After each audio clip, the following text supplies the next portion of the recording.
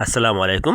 আমার নিউজ 21 সংবাদে আপনাদের স্বাগতম। লিয়াকতুল লাবলুর ক্যামেরায় দেখছেন ফরিদপুরের চরভদ্রসনে 8 বছরের কন্যা শিশুকে ধর্ষণের অভিযোগে মোজাম্মেল হক 22কে মামলা হওয়ার 72 ঘন্টার মধ্যে চরভদ্রসন থানা এসআই এনামুল হকের নেতৃত্বে একটি চৌকস পুলিশ দল তথ্য প্রযুক্তি ব্যবহারের মাধ্যমে গত রবিবার রাত 8 ঘটিকায় ঢাকার খিলক্ষেত এলাকা মোহাম্মদিয়া মাদ্রাসা থেকে তাকে গ্রেফতার করে কোর্ট হাজতে চালান করেছে।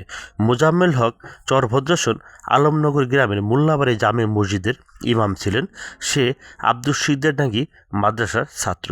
সে নেত্রকোনা জেলার দুর্গাপুর উপজেলার কালিকাপুর গ্রামের আব্দুল হাই এর ছেলে। এলাকাবাসী এই ঘটনার কঠিন বিচার দাবি করেন। শুনুন এলাকাবাসীর মুখ থেকে। যে মসজিদের ইমাম একটা 8 বছরের 7 বছরের একটা শিশু দর্শন, হ্যাঁ, এটা সমাজে কোনো ব্যক্তি মেনে নেওয়া যায় না। এটা মেনে যে নিব আর দর্শনের যে পক্ষপাতিত্ব করব সে যে দর্শন করছে এবং যে পক্ষপাতিত্ব করব সে সমান অপরাধ মনে করি। তা আমরা প্রত্যেকটা নাগরিক, সচেতন নাগরিক যারা আছি, এগুলি আমার তীব্র নিন্দা এবং ঘৃণা এবং তীব্র নিন্দা জানাই। সিদ্দিকডাঙ্গি যে মাদ্রাসা এই বারবার অকারেন্স ঘটনা ঘটে। দেখেন এই যে এই পারমাণিক বাড়ির নাতিন, জলিলের নাতিন একটা, হ্যাঁ, যেভাবে মনে করেন যে দর্শন করে একটা পুরুষ শিশু তারা মেরে ফেলাইছে। তিন চারটে মারাত্মক ধরনের অকারেন্স ঘটনা হয়েছে।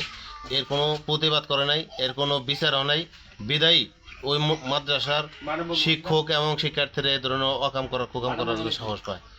আলমনগর মোল্লাবাড়ি জামি মসজিদে যে ঘটনা ঘটছে সবই এক জায়গার হুজুর।